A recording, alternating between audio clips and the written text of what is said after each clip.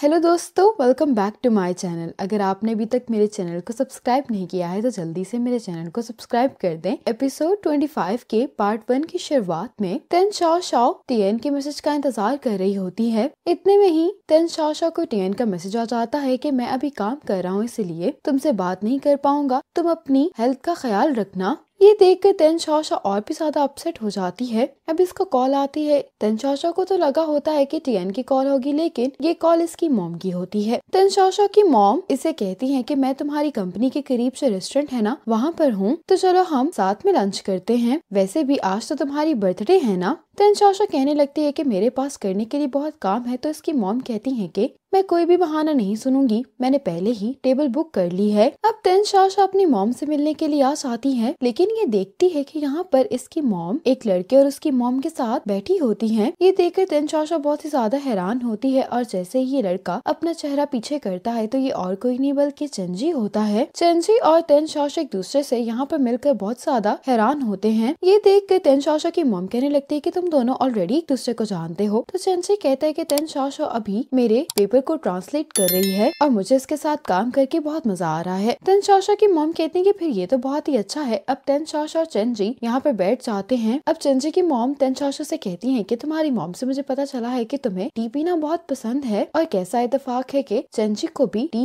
पीना बहुत पसंद है। मुझे एक बहुत ही अच्छे टी हाउस का पता है, लंच के बाद तुम दोनों वहाँ पर चले जाना। चेंजी तो बहुत ज्यादा खुश दिखाई दे रहा होता है और कहने लगता है कि हम में एक और बात कॉमन है। तो तेन शाओ शाओ की मॉम कहती है कि तुम लोगों में और क्या बात कॉमन है। तो चेंजी कहता है कि हम दोनों ड्रिंक नहीं कर सकते, लेकिन तेन शाओ शाओ तो यहाँ पर बिल्कुल चुप बैठी होती है। तो इसकी मॉम इसको इशारा करती है कि तुमने इतना अपना मुंह क्यों लटकाया हुआ है। अब चेंजी की मॉम तेन शाओ शाओ से कहती है कि मेरी एक दोस्त ने मुझे ओपेरा की 2 टिकट्स दी हैं। ये चेंजी को देते हुए कहती है कि ये शो आज होने वाला है, तो तुम तेन शाओ शाओ को अपने साथ ले जाओ। चेंजी तेन शाओ शाओ से पूछता है कि क्या तुम्हारे पास टाइम है। तेन शाओ शाओ तो कुछ नहीं कहती, लेकिन इसकी मॉम कहती है कि तेन शाओ शाओ के पास रात में काफी ज्यादा फ्री टाइम है। तेन शाओ शाओ कहती है कि मुझे माफ कीजिएगा, लेकिन आज रात को मेरे बॉयफ्रेंड के साथ मेरे कुछ प्लान्स हैं। ये कहते हुए ये चेंजी को टिकट्स वापस कर देती है। ये बात सुनकर तो सारे शॉक में आ जाते हैं। चेंजी तेन शाओ शाओ से कहता है कि ये टिकट्स तुम रख सकती हो, तुम अपने बॉयफ्रेंड के साथ चली जाना यहाँ पर। यहाँ से बाहर आने के बाद तेन शाओ शाओ की मॉम से कहने लगती है कि वो इतनी यंग एज में प्रोफेसर है, आखिर तुम्हें उसमें क्या बात अच्छी नहीं लगी जो तुमने उसके सामने ये झूठ बोल दिया कि तुम्हारा बॉयफ्रेंड है। तेन शाओ शाओ अपनी मॉम से कहती कि मैं आपसे झूठ नहीं बोल रही हूँ। तो इसकी मॉम कहती है कि फिर तुम्हारे बॉयफ्रेंड का क्या नाम है, वो क्या करता है। तेन शाओ शाओ अपनी मॉम के किसी भी सवाल का जवाब नहीं देती। इतने में ही तेन शाओ शाओ की मॉम को प्रोफेसर गाओ की कॉल आ जाती है, जिसको सुनने के बाद ये यहाँ से चली जाती हैं। अब तेन शाओ शाओ को टियन की कॉल आती है, जो उसको कहता है कि क्या तुम्हें रेस्टोरेंट की रिजर्वेशन का मैसेज आ गया है। इसके साथ ही तेन शाओ शाओ के मैसेज आ जाता है। ये मैसेज देखने के बाद तेन शाओ शाओ बहुत ज्यादा खुश होती है और पूछती है कि तुमने ये रिजर्वेशन कब करवाई। तो टियन कहता है कि आधे महीने पहले। तेन शाओ शाओ कहती है कि तुम ये सब कुछ जानबूझकर कर रहे थे ना। तो टियन कहता है कि हाँ, क्योंकि लड़कियों को सरप्राइज पसंद होते हैं। ये कहकर टियन तेन शाओ शाओ को हैप्पी बर्थडे बोलता है और तेन शाओ शाओ से कहती है कि फिर हमारी रात में मुलाकात होती है। इसके बाद तेन शाओ शाओ खुशी खुशी रेस्टोरेंट में आ जाती है और ये टियन का इंतजार करने लगती है, लेकिन काफी देर हो जाती है, टियन नहीं आता। इसलिए तेन शाओ शाओ इसके नंबर पर कॉल करती है, लेकिन इसका नंबर बंद जा रहा होता है। तेन शाओ शाओ फिर इंतजार करने लगती है। जब काफी देर और गुजर जाती है तो ये चेंग्याओ को कॉल करके पूछती है कि क्या टियन ऑफिस तो नहीं आया। तो चेंग्याओ कहता है कि नहीं। तेन शाओ शाओ सारी रात इंतजार करती रहती है, यहाँ तक कि रेस्टोरेंट बंद हो जाता है, लेकिन टियन नहीं आता। तेन शाओ शाओ यहाँ से जब वापस जा रही होती तो ये बहुत ज्यादा अपसेट होती है। अब तेन शाओ शाओ टियन को ढूंढने के लिए इसके अपार्टमेंट की बिल्डिंग में आ जाती है। गार्ड से पूछती है कि क्या तुमने टियन को देखा है। तो गार्ड बताता है कि मैंने तो आज उसको देखा ही नहीं। यहाँ से वापस जाते हुए तेन शाओ शाओ बहुत ज्यादा परेशान होती है। इतने में इसको टियन की कॉल आ जाती है। तेन शाओ शाओ से पूछने लगती है कि तुम मेरी कॉल्स क्यों नहीं उठा रहे थे और तुम कहाँ पर हो। तो टियन कहता है कि मेरे फोन की बैटरी खत्म हो गई थी और मैं अभी हॉस्पिटल में हूँ। ये सुनते ही तेन शाओ शाओ कहती है कि मैं फौरन यहाँ पर आ रही हूँ। अब जैसे ही तेन शाओ शाओ हॉस्पिटल आती है तो ये टियन को चेक करने लगती है कि कहीं इसको चोट तो नहीं लगी। टियन तेन शाओ शाओ से कहता है कि मुझे तुम्हें किसी से इंट्रोड्यूस करवाना है। ये कहता है कि ये जांग हुई है, ये आर्मी में मेरा टीममेट था। तेन शाओ शाओ पूछती है कि क्या हुआ। टियन बताने लगता है कि जांग हुई की मॉम यहाँ पर एक सर्जरी के लिए आई हैं और ये लोग दूसरे प्रोविंस से आए, इसलिए सब कुछ डील करने में मैं इनकी मदद कर रहा हूँ। जांग हुई तेन चाओ से कहने लगता है कि अगर टियान हमारी मदद नहीं करता तो हमें तो मालूम ही नहीं होता कि हमें यहाँ पर आकर क्या करना है। अब टियान जांग हुई और उसकी वाइफ के लिए होटल का रूम बुक करके इनको देता है। जांग हुई इसके लिए टियान को थैंक्स बोलता है। जब ये दोनों यहाँ से चले जाते हैं तो तेन चाओ टियान से पूछती कि जब से तुम एयरपोर्ट से आए हो तो तुम इनके साथ हो। तो टियान कहता है कि हाँ। तेन चाओ कहती है कि सारे टाइम में तुम्हारे पास इतना भी वक्त नहीं था कि तुम एक नजर अपने फोन को ही देख लो। टियान इसके लिए तेन चाओ से सॉरी करता है। तेन चाओ कहती है कि शायद तुम ये भी भूल गए थे कि आज मेरी बर्थडे है और हम लोगों ने साथ में खाना खाना है। टियान तेन चाओ को रोकते हुए कहने लगता है कि मुझे एक्सप्लेन करने का चांस तो दो, लेकिन तेन चाओ इससे नाराज होकर यहाँ से चली जाती है। साथ ही टियान को ऑफिस से अर्जेंट काम के लिए कॉल आ जाती है। अगले दिन टियान ऑफिस में तेन चाओ से बात करने की कोशिश कर रहा होता है, लेकिन तेन चाओ अभी भी इसको इग्नोर कर रही होती है। टियान सॉसपैन पकड़ कर तेन चाओ को पकड़ा देता है, कहता है कि तुम मुझे इससे मार कर अपने गुस्से को ठंडा कर सकती हो। तेन चाओ इसको डराने के लिए बस मारने का एक्शन ही करती है तो टियान डर जाता है। टियान तेन चाओ से कहता है कि अगर तुम मुझे माफ कर दोगी तो फिर तुम मुझे जैसे चाहो मार सकती हो। तेन चाओ इसको कहती है कि तुम कुछ भी नहीं समझ सकते। ये कहकर यहाँ से चली जाती है। टियान तेन चाओ के पीछे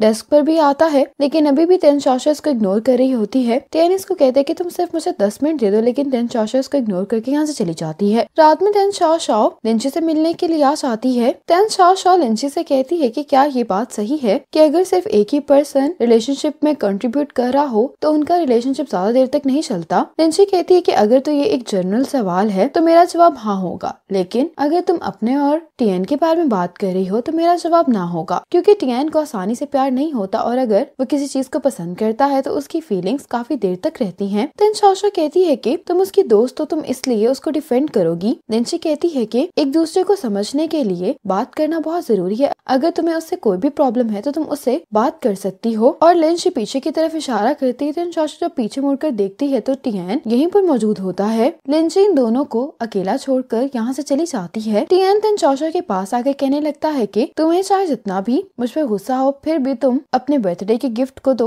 इनकार नहीं करोगी ना। ये तेन चाओ को इसका गिफ्ट देते हुए कहता है कि ये मैंने तुम्हारे लिए खुद बनाया है। टियान खुद तेन चाओ को ये ब्रेसलेट पहनाता है। अब टियान तेन चाओ का हाथ पकड़कर इसको अपना एक स्कार दिखाता है। तेन चाओ से पूछती है कि ये कब हुआ। टियान इसको बताने लगता है कि जांग हुई आर्मी में मेरा सार्जेंट था। एक दफा ट्रेनिंग के दौरान लैंडस्लाइडिंग की वजह से हम वापस नहीं जा पाए थे और हम एक जगह पर फंस गए थे। रात को जब टेम्परेचर बहुत ज्यादा गिर गया, मुझे हाइपोथर्मिया हो गया था, जिसकी वजह से मैं कोमा में चला गया। जांग हुई ने मुझे अपना कोट दिया और पहाड़ से नीचे भी वो मुझे खुद उठाकर लाया था। तेन चाओ कहती है कि फिर क्या हुआ। टियान कहता है कि फिर मैं 10 दिन तक हॉस्पिटल में रहा और जांग हुई की मॉम हर रोज मेरे लिए सूप बनाकर भेजती थी, लेकिन फिर हमारा सार्जेंट रिटायर हो गया और उसको एक कार रिपेयरिंग शॉप में जॉब मिल गई। मैंने अपने सार्जेंट को बहुत दफा यहाँ पे मिलने के लिए बुलाया, लेकिन उसने हर बार इनकार किया क्योंकि वो मुझे तकलीफ नहीं देना चाहता था। लेकिन कल मुझे अपने सार्जेंट की, जो कि बहुत प्राउड इंसान है, रोते हुए कॉल आई। ये सुनकर तेन चाओ टियान का हाथ पकड़ लेती है। टियान तेन चाओ से कहता है कि तुम मुझे माफ कर दो कि मैंने अपना वादा तोड़ा और अगर मुझे फिर से तुम दोनों के दरमियान चुनना हो तो मैं फिर भी हॉस्पिटल ही जाऊंगा। टियान कहते हैं कि मैं मानता हूँ मेरी गलती है कि मैंने तुम्हें मैसेज करके सब के बारे में पहले नहीं बताया। तेन चाओ को टियान की सारी बात समझ में आ गई होती है। अगले दिन टियान तेन चाओ को अपने साथ हाइकिंग के लिए ले आता है। तेन चाओ टियान से कहती है कि तुम मुझे पहले बता देते कि हम हाइकिंग के लिए आने वाले हैं तो मैं शूज ही पहनाती। टियान ये देख कर नीचे बैठ जाता है। ये तेन चाओ से कहता है कि मैं तुम्हें कैरी कर लेता हूँ। तेन चाओ कहती कि कोई बात नहीं, मैं खुद ही चल लूंगी, लेकिन टियान इसकी बात नहीं मानता। अब टियान तेन चाओ को जब लेकर जा रहा होता है तो ये से कहता है कि हमारी पास्ट की मेमोरी रिक्रिएट हो गई है। तेन चाओ कहती है कि नहीं। टियान कहता है कि क्यों। तेन चाओ कहती है क्योंकि उस टाइम पे मैं बहुत डरी हुई थी, लेकिन अब मैं बहुत सेफ फील कर रही हूँ। तेन चाओ टियान से कहती है कि तुम मुझे नीचे क्यों नहीं उतार देते, मैं वाकई में चल सकती हूँ। टियान कहता है कि पास्ट में मैं तुम्हें उठाकर माउंटेन से नीचे लेकर आया था, लेकिन अब मैं तुम्हें ऊपर लेकर जा रहा हूँ। ये कहकर टियान तेन चाओ को ऊपर लेकर जाने लगता है। अब टियान जब तेन चाओ को टॉप पर ले आता है तो तेन चाओ ये देखकर बहुत सरप्राइज होती है कि टियान ने यहाँ पर तेन चाओ के लिए एक केक अरेंज किया हुआ है। इसी मोमेंट पर एपिसोड 25 का पार्ट 1 खत्म हो जाता है।